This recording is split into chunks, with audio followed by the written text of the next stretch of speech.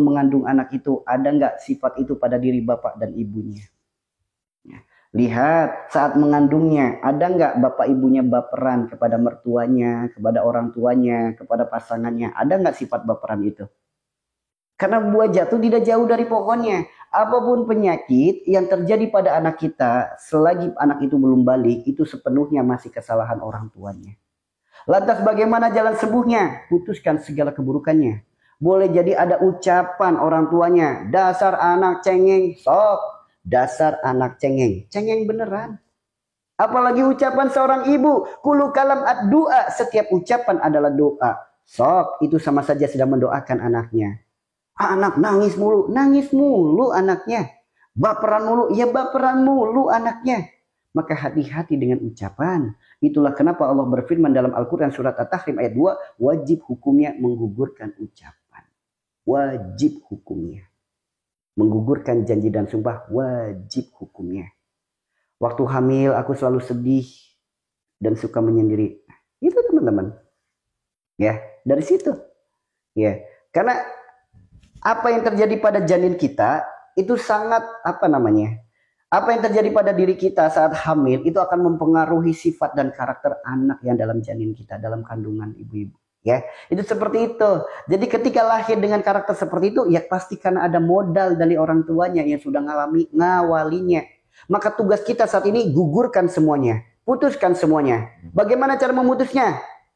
Allah berfirman dalam Al-Quran surat At-Tahrim ayat 2, wajib hukumnya untuk digugurkan, wajib hukumnya untuk diputuskan. Nah, cara memutusnya gimana? Ada di Al-Quran surat Al-Ma'idah ayat 89, yaitu dengan cara berkafarot. Apa itu kafarot? Menggugurkan janji dan sumpah, menggugurkan segala ucapan yang pernah kita lakukan. Boleh jadi ada luka batin yang ternyata energi itu ditampung oleh si janin sehingga jadi sifat pada dirinya. Maka ayo putuskan dengan cara apa? Kafarot. Bagaimana kafarot itu? Silakan buka Al-Quran surat Al-Ma'idah ayat 89. Kerjakan itu kafarot. Sok lihat kesembuhan pada anak. Sok lihat. Mohon ampun kepada Allah. Ya Allah, ampuni ya Allah. Sikap perilaku perbuatan hamba yang menjadikan sifat buruk pada anak-anak hamba. Hamba mohon ampunanmu ya Allah. Ya, itu ya. Hamba mohon ampunanmu. Setelah kita mohon ampun kepada Allah, minta maaf pula dengan pasangan kita. Minta maaf kepada orang tua dan mertua. Kenapa? Orang kalau lagi hamil ada baby blues. Di mana baby blues itu perasaan yang sulit diungkapkan dengan kata-kata. Dan kebanyakan orang yang baby blues jadinya tantrum. Segala sesuatu yang terjadi pada yang lain dianggapnya salah semuanya. Tuh. Tersinggung dengan orang tuanya, tersinggung dengan mertuanya. Apalagi yang masih tinggal satu atap dengan orang tua atau mertua. Garam aja bisa jadi masalah.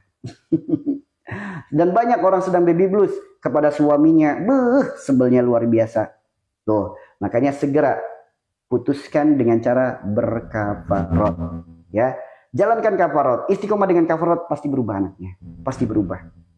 Apalagi kafarotnya dengan kesadaran. Karena ada ucapan, ada janji, ada sumpah yang pernah diucapkan, namun belum digugurkan dan belum ditepati. Karena bahayanya dari janji dan sumpah, Allah berfirman dalam Al-Quran, surat Al-Imran ayat 77. Apa sih bahaya dari ucapan? Bahaya dari janji dan sumpah? Allah berfirman, tidak akan memberikan tempat di akhirat, tidak akan menyapanya, tidak akan memperhatikannya, dan tidak akan mensucikannya. Ini bahayanya teman-teman.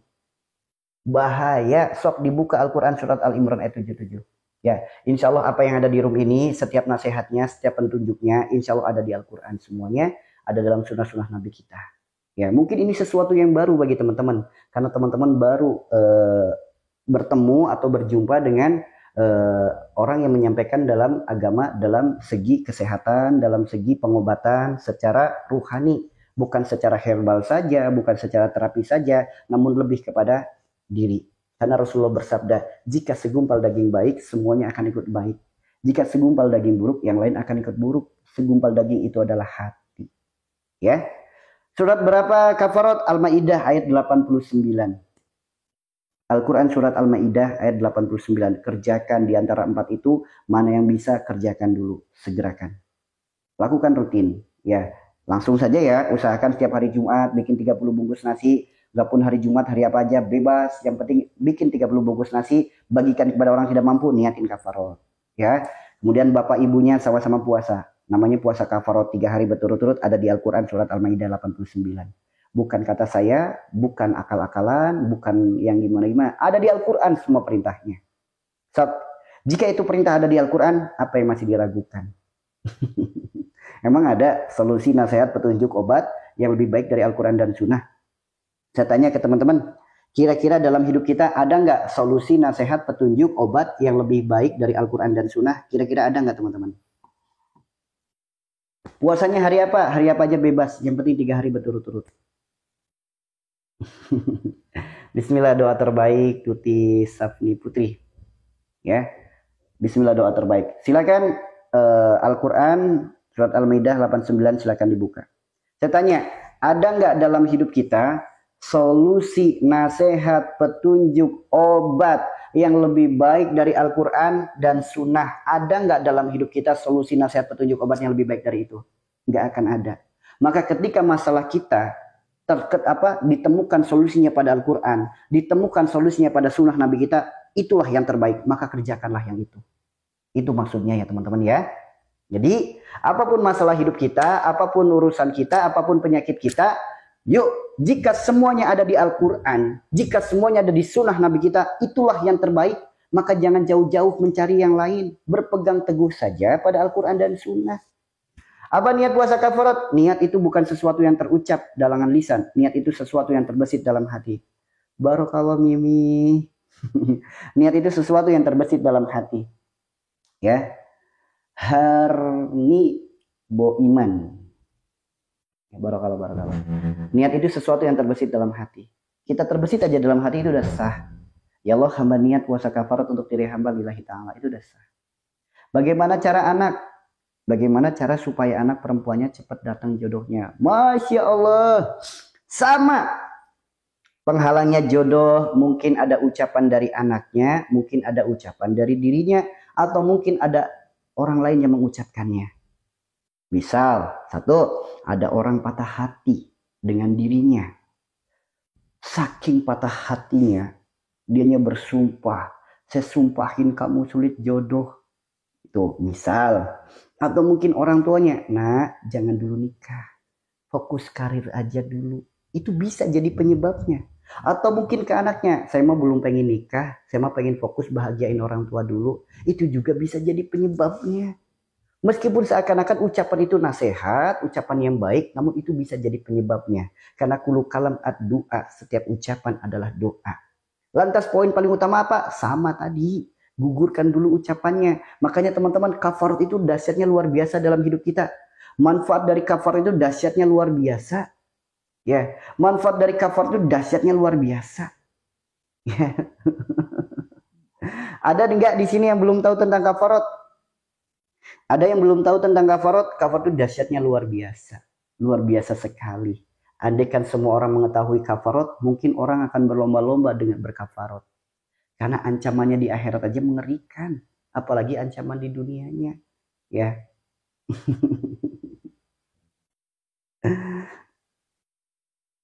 Gitu ya.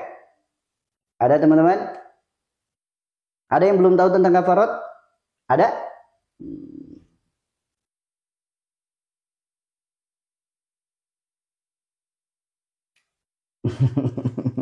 Iya.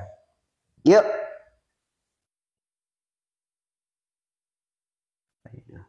Ada ya, banyak ya yang belum tahu tentang kafarat. Gini teman-teman, adanya sakit, sulit, sempit, sedih, sengsara, menderita dalam hidup, itu semua gerbangnya adalah dosa.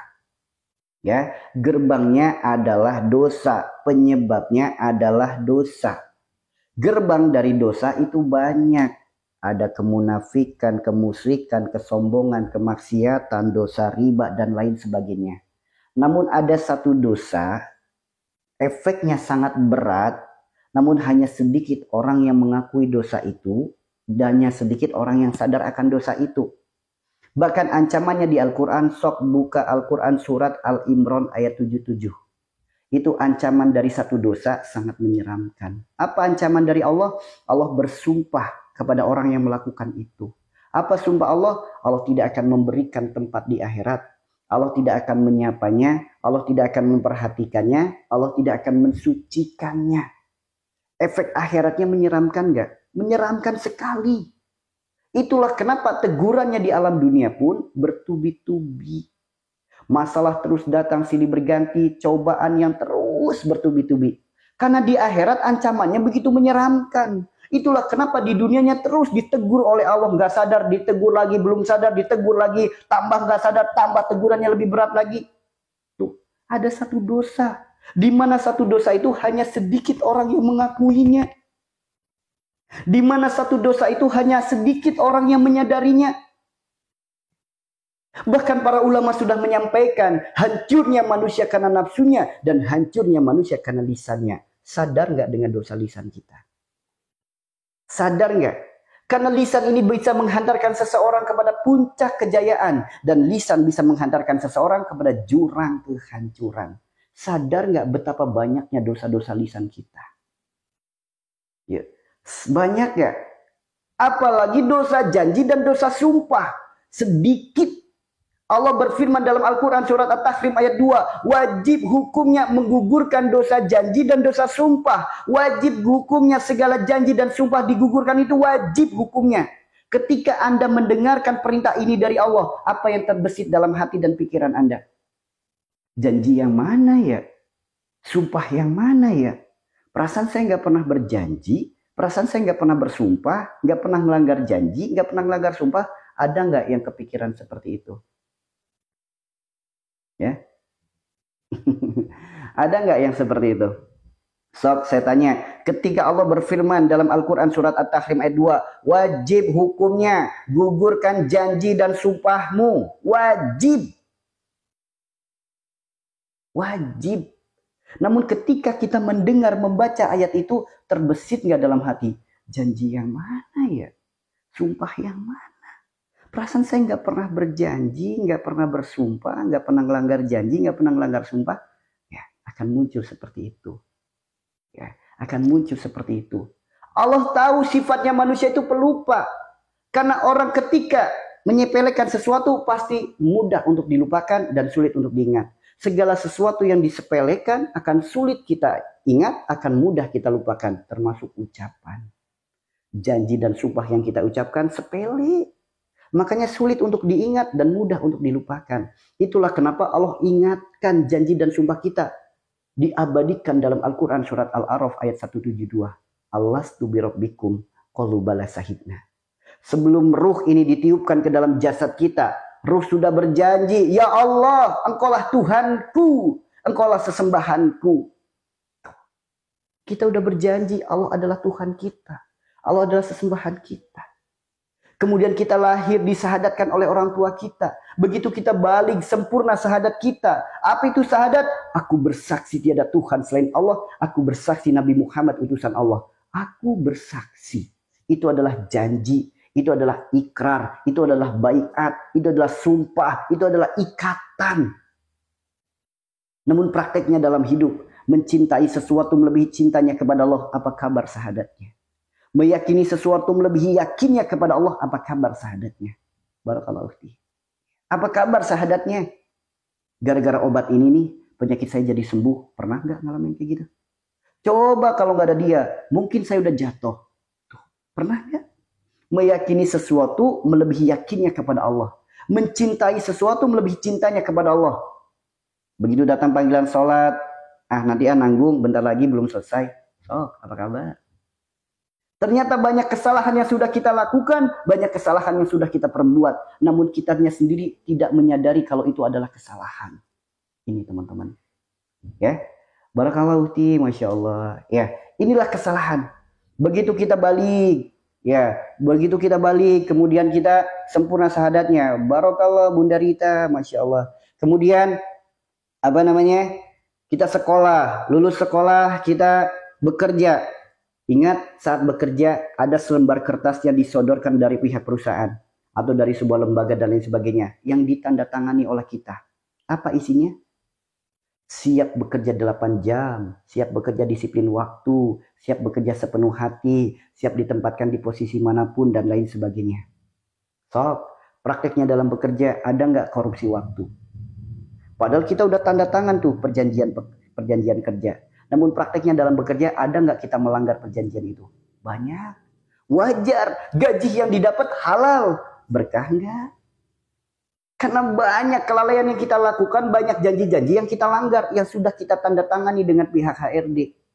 Belum lagi, meskipun bukan dalam sebuah perusahaan, misal seorang buruh ya bekerja kepada seseorang, Bapak nanti kita dari jam 7 sampai jam 8 ya, dari jam 7 sampai jam 4, oke siap. Namun prakteknya setengah 4 udah selesai, setengah 4 belum, setengah 4 udah beres-beres. Berarti apa? Melanggar perjanjian nggak? Wajar, gaji yang didapatkan banyak, halal, namun belum tentu berkah. Begitu sudah bekerja, menikah, di mana seorang laki-laki ijab kabul dengan si wali perempuan. Apa itu ijab kabul? Saya siap menanggung dosa dunia akhiratnya. Saya siap menafkahi lahir batinnya. Saya siap menjadi penopang dalam hidupnya. Begitupun seorang perempuan. Dapat lagi selembar kertas dari pihak KUA. Suruh tanda tangan. Masih ingat gak saat ijab kabul tanda tangan selembar kertas yang dikasih oleh pihak KUA? Apa isinya? Perjanjian pranikah. Siap menjadi istri yang baik. Istri yang taat dan patuh kepada suami. Prakteknya dalam rumah tangga. Banyak para suami yang zolim pada istrinya. Banyak istri yang membangkang pada suaminya. Mungkin secara hukum negara masih sah suami istri. Karena masih punya buku nikah. Namun di mata Allah, apakah masih layak disebut suami istri? Apalagi ketika seorang suami terbesit saja dalam hatinya. Nyesel saya nikah sama dia. Udah jatuh talak. Udah diperbaiki belum pernikahannya? Sok berapa tahun Anda menikah? Sekali aja pernah nggak diperbaiki pernikahannya? Jangan Anda merasa aman. Masih sah suami istri karena buku nikahnya masih ada. Di mata Allah, negara kita nggak tahu kita berantem atau tidak, mau ucap talak atau tidak. Negara kita nggak tahu. Allah Maha tahu. Terbesit dalam hati saja udah jatuh talak. Tuh. Jadi perceraian itu bukan hukum negara. Kita dilayakkan suami istri atau tidak, hukum Allah, bukan hukum negara. Ya, negara mau asal punya duit, bikin buku nikah aja bisa. Namun Allah tidak bisa ditipu, saudaraku. Ya, Anda nikah udah berapa lama? Berapa puluh tahun usia pernikahan Anda? Pernah nggak sekali aja perbaiki pernikahannya? Wajar kalau rumah tangga banyak masalah, anak sulit diatur, anak banyak penyakit, anak banyak kegagalan dalam karirnya dan lain sebagainya. Karena rumah tangga orang tuanya saja udah banyak yang kesalahannya. Itu ya teman-teman ya. Ya.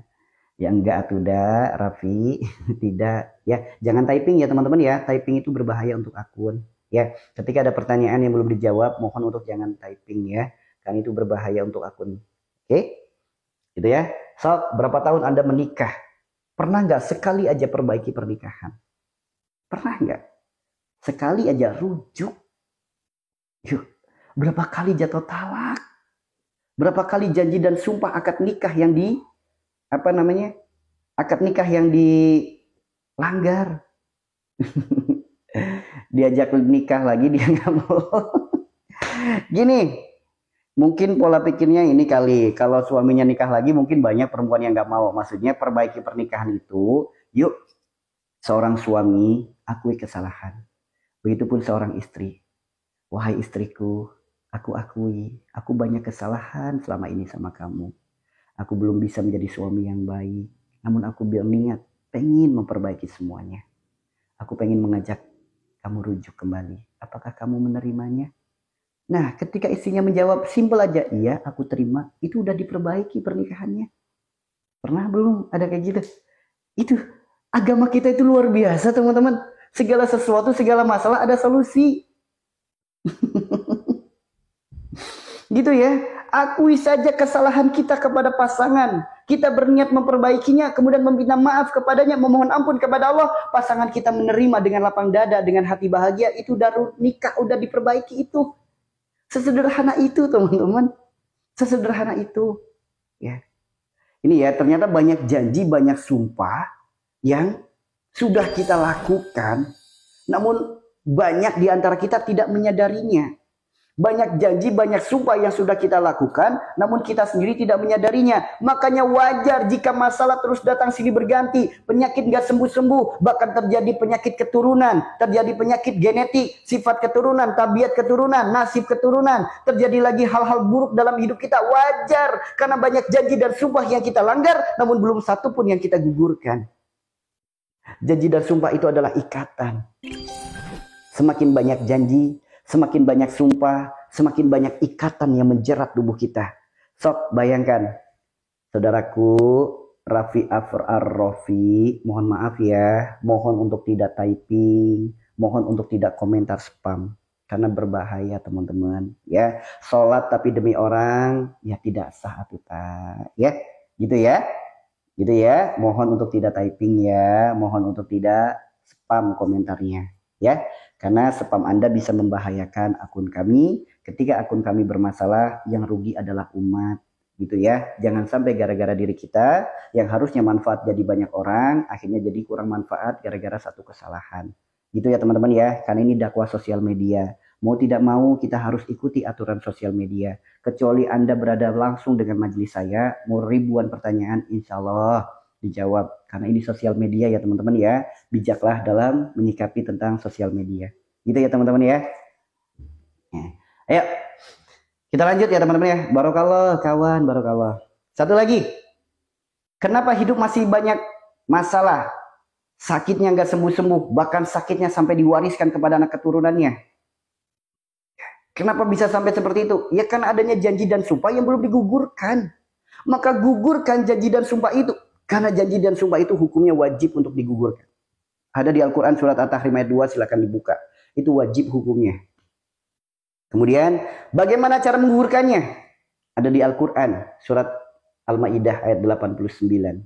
Ya, cara menggugurkannya yang pertama, berilah makanan kepada 10 orang sebagaimana engkau makan untuk keluargamu. Normalnya manusia sehari makan 3 kali, berarti 3 kali 10. Bikin aja 30 bungkus. Ya. Bikin aja 30 bungkus, bikin aja 30 box. Oke? Bikin aja 30 bungkus, bikin aja 30 box. Niatkan kafarot, ya Allah, hamba niatkan kafarot. Udah sah. Kalau nggak mampu beri makanan, maka dengan pakaian. Ya. Berapa banyak? Yang penting kita memberikan untuk 10 orang. 1 orang dapat 1 helai pakaian pun boleh. Selagi masih layak pakai dan menutup aurat. Misal 1 orang dikasih 1 hijab, boleh. Ya, boleh teman-teman. Boleh. Tuh ya. Kalau nggak mampu beri pakaian, maka bantulah kesulitan orang lain. Bantu kesulitan orang lain itu boleh dengan tenaga kita, boleh dengan harta kita, boleh dengan waktu kita. Yang pada intinya bantu kesulitan orang lain, niatin kafarot, itu boleh.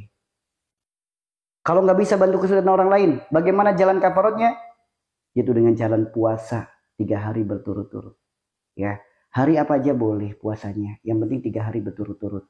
Silakan bagi yang belum paham, buka Al-Quran surat Al-Maidah ayat 89. Gimana dengan nazar? Apa bisa digugurkan kalau belum melaksanakan? Nazar itu janji, ya. Nazar itu niat. Misal nazar kita, ketika saya berhasil saya mau potong kambing, maka potong kambing itu yang harus dikerjakan. Ya. Misal kalau saya udah nikah, saya bakalan cium batu Hajar Aswad, misal itu. Udah, maka nazarnya harus digugurkan dengan apa yang diniatkan. Janji dan sumpah dan nazar itu beda. Janji dan sumpah tuh contoh gini, sumpah saya mah, demi Allah baksonya enak. Tuh, itu kalimat-kalimat janji, kalimat sumpah. Ya, itu yang nggak boleh. Namun kalau nazar itu apa yang diniatkan, itu yang harus digugurkan. Misal, ketika punya sesuatu, saya punya niatan, pokoknya kalau ini berhasil, saya pengen santunan ke anak yatim. Maka nazar itu yang harus digugurkan, santunan anak yatim itu.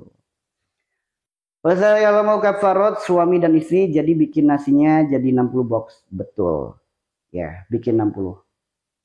Ya. Nazar tapi terlupakan, udah lupa dengan nazar yang seperti apa, maka dengan kafarot cara menggugurkannya. Tapi kalau masih ingat nazarnya apa, maka apa yang diniatkan itulah cara menggugurkannya. Namun kalau udah lupa, maka kafarot cara menggugurkannya. Itu ya teman-teman ya. Cara kafarot. Dan kafarot ini dahsyat teman-teman. Kafarot itu dahsyatnya luar biasa. Sok teman-teman melakukan kafarot atas dasar ketaatannya kepada Allah sebagai bentuk kesadaran akan dosa janji dan dosa sumpah. Hati-hati. Bahkan ketika lisan kita mengucap kalimat yakin sumpah demi Allah, Seketika malaikat yang ada di sekeliling kita, seketika tutup telinga. Kenapa? Saking takut dan ngerinya dengar kalimat itu. Pernah nggak kita ngucap, demi Allah lo ya. Demi Allah baksonya enak. Demi Allah saya mah. Pernah nggak ngucap kalimat-kalimat seperti itu? Hati-hati teman-teman. Hati-hati. Ya, hati-hati. Karena disebutkan, ketika anak cucu Adam mengucap kalimat sumpah demi Allah, seketika malaikat di sekelilingnya akan tutup telinga. Karena Pak, saking takutnya dengan kalimat itu. Karena ancamannya begitu nyata, ada di Al-Quran surat Al-Imran ayat 77. Allah bersumpah kepada orang yang bersumpah. Apa sumpah Allah? Allah tidak akan memberikan tempat di akhirat. Allah tidak akan menyapanya, Allah tidak akan memperhatikannya, dan Allah tidak akan mensucikannya. Itu teman-teman. Ya. Kalau kafarat bantu di masjid, bantu apa dulu? Ya, bantu apa? Karena kafarat itu sifatnya hanya bagi makanan, atau bagi pakaian, atau dengan tenaga. Dengan tenaga itu membantu kesulitan orang lain. Ya, kesulitan orang lain individu ya, individu. Jadi bukan umum, individu. Kemudian yang keempat, puasa 3 hari berturut-turut. Ya, maka hati-hati dengan kalimat yakin sumpah demi Allah. Sok orang yang lisannya sering ngucap kalimat demi Allah, demi Allah, demi Allah, sok pasti kehidupannya sulit, pasti kehidupannya belangsak. Sok lihat, karena ancamannya di akhirat aja begitu menyeramkan, apalagi tegurannya di alam dunia.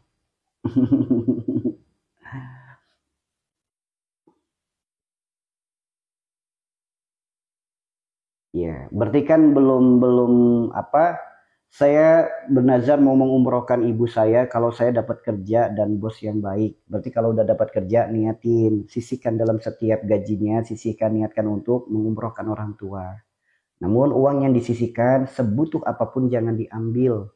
Ya, jangan diambil. Sok sampai nanti akhirnya terkumpul dan dimudahkan.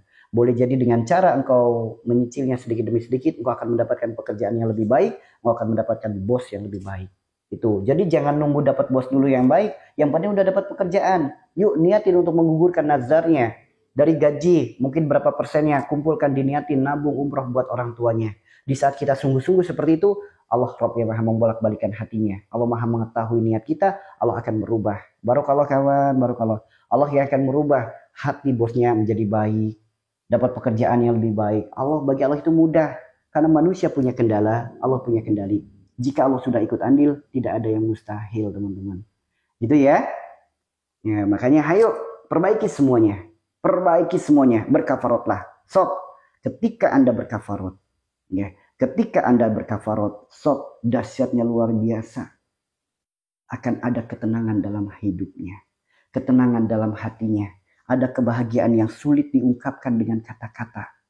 Bahagia tapi bingung, ini bahagia gara-gara apa? Tapi bawahnya hidup tuh bahagia terus. Saya tanya teman-teman yang ada di room ini, yuk yang sudah menjalankan kafarot, begitu berkafarot bahagia nggak hidupnya? Saya tanya, ada rasa bahagia nggak? Yang rasa bahagianya sulit diungkapkan dengan kata-kata. Ada nggak?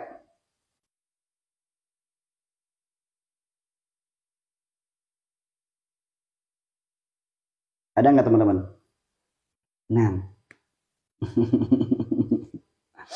ada nggak di sini di room ini ada nggak yang menjalankan kafarot kemudian bahagia hidupnya, bawahnya tuh tenang, bawahnya adem, segala sesuatu yang berpotensi dosa seakan-akan ada remnya, bahkan keimanan naik, ketaatan jadi naik, ketakwaan jadi naik, merasakan itu nggak teman-teman?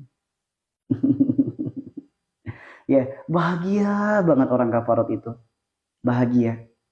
Rasa tenang selepas kafarot, Masya Allah. Itu memang bahagia sekali kafarot itu. Meskipun untuk mendapatkan kebahagiaan itu, Alhamdulillah bahagia ya Bu ya.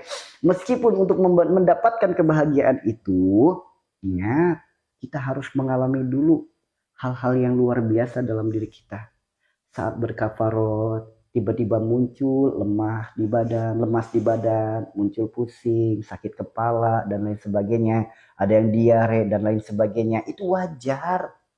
So, teman-teman saat berkafarot, ada nggak yang begitu kafarot, badannya langsung ngedrop? Ketika berkafarot, kepala langsung pusing, langsung diare, dan lain sebagainya. Ada nggak teman-teman? Ketika berkafarot seperti itu? Ya.